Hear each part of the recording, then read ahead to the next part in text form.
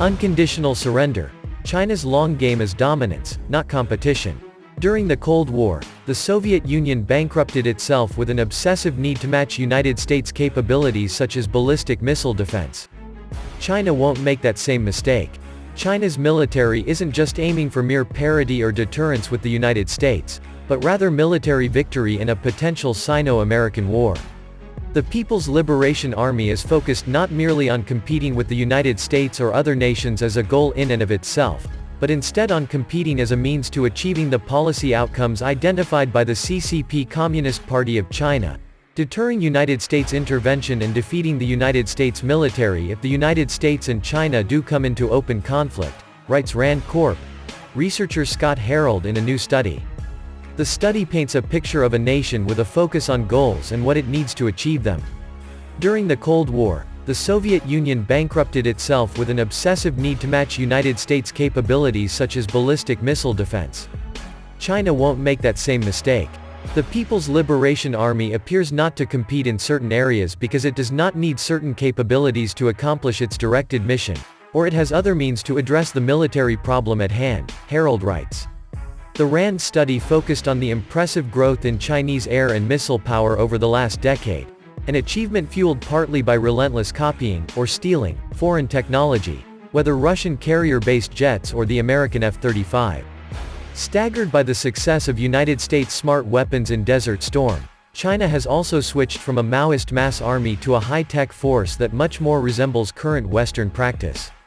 But even here, imitation is selective.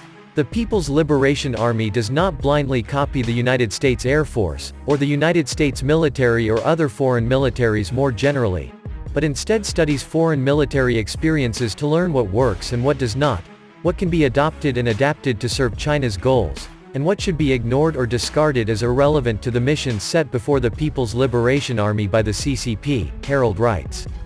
When the People's Liberation Army finds problems that it cannot solve through copying, it has proven sufficiently resourceful to develop innovative solutions to its operational challenges, creating entirely new capabilities or operating in new and creative ways to frustrate the ability of the United States and other advanced militaries to operate in proximity to Chinese shores.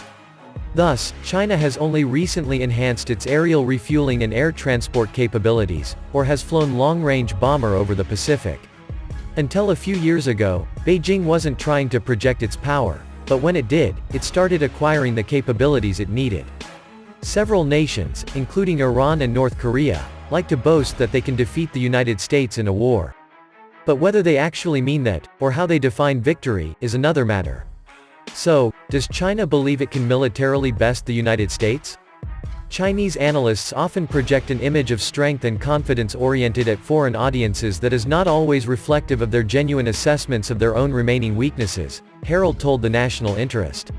Such an approach enables them to capture some deterrent or compellence advantages before such are really due to them if they can create an outsized image of their capabilities in the minds of adversaries. I've not seen anything that indicates that the People's Liberation Army believes it has definitive air, space or overall military dominance over the United States military today, Harold added. I think it is what they seek and are planning to try to achieve.